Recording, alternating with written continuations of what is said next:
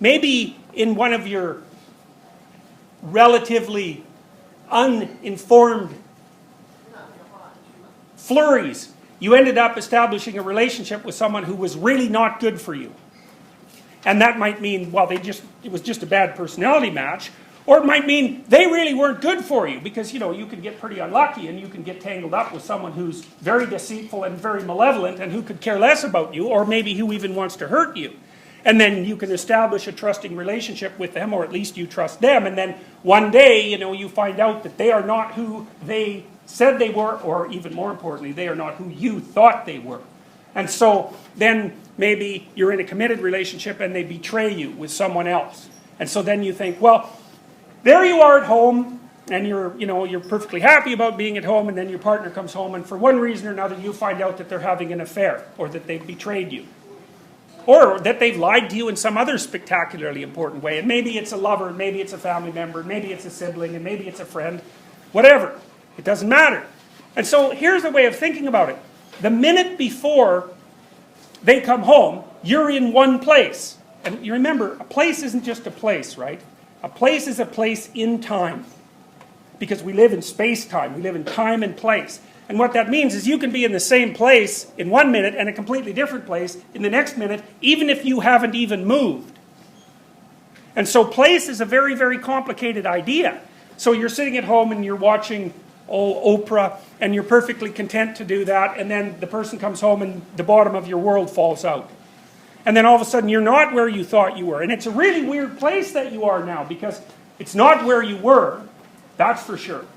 But you also don't know where it is, because you don't know who that person is that's in that room with you. You don't know what your past with them was, or what it meant, or anything else about it, because it was predicated on absolute misperceptions. So none of your memories about those events are valid, even though you have them as memories.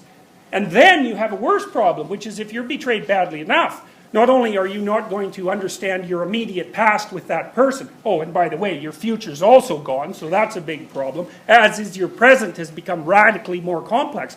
But it's worse than that, because if you're really betrayed, you're also going to think, who am I that I could be that stupid? And then you're going to think, what is a human being that they can be that corrupt? And so not only have the fundamentals been kicked out of the substructure of your perceptions, but your notion of what it means to be you and what it means to be human might have been seriously disrupted. And the thing about that is that's a non-trivial event. People call that traumatic. It's like a physical wound. In fact, it certainly, if the trauma is great enough, it can produce a psychophysiological wound, because that sort of trauma, a deep betrayal is a good example, will damage your brain. And maybe you'll recover from it, and maybe you won't. And one of the ways that that's been represented forever in mythological stories is by being swallowed up by a subterranean beast. It's something that comes up from the depths and pulls you down, and then you're in it. Now, why is that? Well, that's an extraordinarily complicated question, but here's the answer as nearly as I can tell. We evolved a very complicated neuropsychological system to signal alarm. So that's anxiety, threat sensitivity, right? And that makes us freeze, for example. And when you look at how an animal uses that system, let's say a mammal, just to keep it simple, because we're all mammals, and so we can kind of understand mammals. So if a rabbit sees a wolf, for example, it's going to freeze so that the wolf can't see it. And if a rat smells a cat, even if it has never smelled a cat in its whole life, it's going to also freeze. And interestingly, with rats, if you put rats in a natural environment, which means they get to have little rat dominance hierarchies, little rat families, and they're not like little white rats alone in a cage. They're happy family rats. And they've got their burrows and they live in their little societies, and maybe there's a part of their territory where they can go get food. And they're used to that, so they'll scurry out there in the day, kind of hiding because they don't like light, or maybe they'll scurry out at night because rats are night things. And they'll get their food and they'll eat it or bring it back, or whatever they do, share it with their family, or at least bring it back. Well, let's say that you put a cat out there, or maybe you even just put a cat there and take it away so that the place smells like cat. Well, if one of those rats goes out there and sees that cat, first of all, it's going to freeze, and it is not a happy thing. Because imagine, you're a rat, and a thing that's 4 times as big as a lion suddenly appears on your front yard.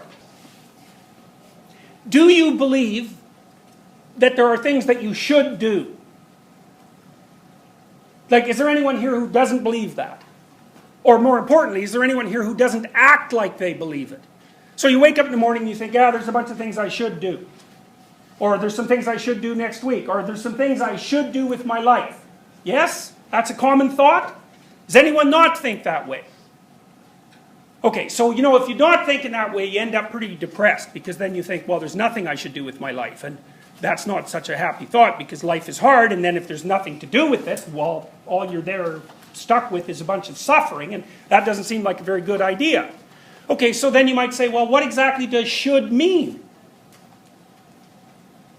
Well, it means that you have a moral obligation of some sort. You might say, well, you've decided that yourself. And the answer to that is, like, no, wrong. You haven't decided that yourself. Are you kidding? You'd be a complete psychopath if you decided that by yourself. Right? I mean, if you're even the vaguest bit civilized, then you decide what it is that you should do, or what you should do manifests itself within you as a context of a dialogue that you're continually having with yourself, but also with everyone around you. And not only with everyone around you, but with the entire history of mankind. Because we're all historical creatures, and what you think you should do is being shaped by what your parents think, and that was shaped by what their parents thought, and that was shaped by what their parents thought, and so on back into the depths of history, as far back as you can possibly imagine, both historically and biologically. So in some sense, there is a call to action within people. Now, in any sort of quest story, like The Hobbit, let's say, or The Lord of the Rings for that matter, the story always starts with a call to action, right? For some reason or another, the little hobbit character, which, by the way, is you, the hobbits live in this little protected place, and they're not very big, and they're not very smart, and they don't know about the wide world beyond them, where the great forces of good and evil are at combat. And one hobbit, who's a little bit more adventurous than the rest, gets called upon to act, and in the Hobbit stories, it's usually the wizard who manages it, right? So it's a magical figure of some sort who's extraordinarily wise and extraordinarily old, who might as well be God for all intents and purposes, who says, it's time for you to go and become a thief. Well, that's what happens in The Hobbit, right? It's a very weird thing.